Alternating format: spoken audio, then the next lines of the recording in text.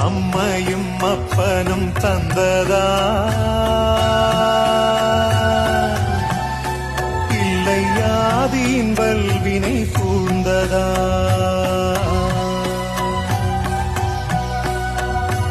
அம்மையும் அப்பனும் தந்ததால் இல்லை ஆதியின் வல்வினை சூழ்ந்ததா இம்மையை நான் அறியாததா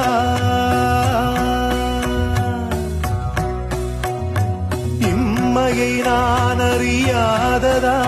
சிறு பொம்மையின் நிலையில் உண்மையை உணர்ந்திட பிச்சை பாத்திரம் ஏந்தி வந்தேன்